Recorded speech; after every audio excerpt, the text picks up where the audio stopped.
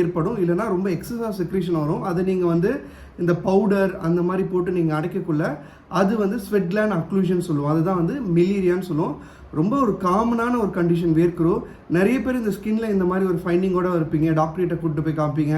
Sir இந்த summer டைமில் தான் இது ரொம்ப காமனாக வருது என் பையனுக்கு, நாங்கள் என்ன பண்ணலாம், இந்த விளம்பரத்தெல்லாம் காமிக்கிறாங்களே, இந்த வேர்க்குரு பாய் பாய் சொல்லுங்கள் அப்படின்னு சொல்லிட்டு அந்த மாதிரிலாம் எதாவது நம்ம பவுட்ரு போட்டால் சரியாயிடுமா அப்படின்னு கேட்டிங்கன்னா, நிறைய டைம் வந்து கேட்டிங்கன்னா வந்து இது வந்து பேசிக்காக வந்து ஒரு ஸ்வெட் கிளாண்ட் சொல்லுவோம். ஸோ அந்த மாதிரி ஒரு கிளாண்ட்லேருந்து வர செக்ரீஷன் நீரை வந்து ஏதோ ஒரு விதத்தில் வெயிலோட தாக்கம் அதிகமாக இருக்குள்ள, அதிகமாக ஸ்வெட் வரக்குள்ள, நீங்கள் எக்ஸ்டர்னலாக வெளியிலேருந்து பவுடர் அந்த மாதிரி விஷயங்களை அப்ளை பண்ணக்குள்ள அந்த ஸ்வெட் கிளாண்டில் ஏற்படுற அடைப்பு தான் மெலீரியான்னு சொல்லுவோம்.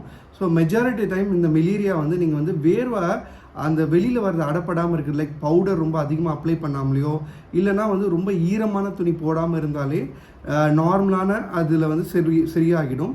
அது மட்டும் இல்லாமல் அதிகமான காத்தோட்டம், ஓகேங்களா.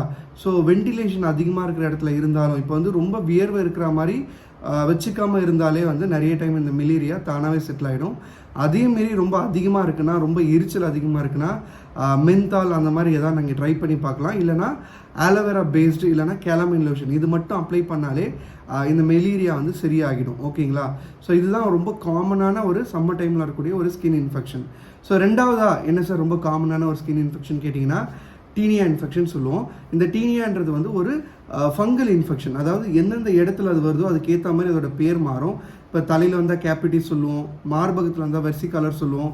இதே வந்து தொடையில் வந்ததுன்னா டீனியா க்ரூரிஸ் சொல்லுவோம். இந்த பாக்டீரியாவில் ஃபங்கல் இன்ஃபெக்ஷன், ஒரு குறிப்பிட்ட ஃபங்கல் சொல்லுவாங்க. இந்த பாக்டீரியா வைரஸ் மாதிரி அது ஒரு கண்ணுக்கு தெரியாத ஒரு நுண்ணுயிர் கிருமி. அது எங்கெல்லாம் வேர்வை அதிகமாக சேருதோ, அதாவது வந்து ஆக்சிலரி அந்த மாதிரி அக்கல், தொடை, கழுத்து அந்த மாதிரி முக்கியமான ரீஜனில் வேர்வை அதிகமாக தங்கக்குள்ள அந்த ரீஜனில் தான் வந்து இந்த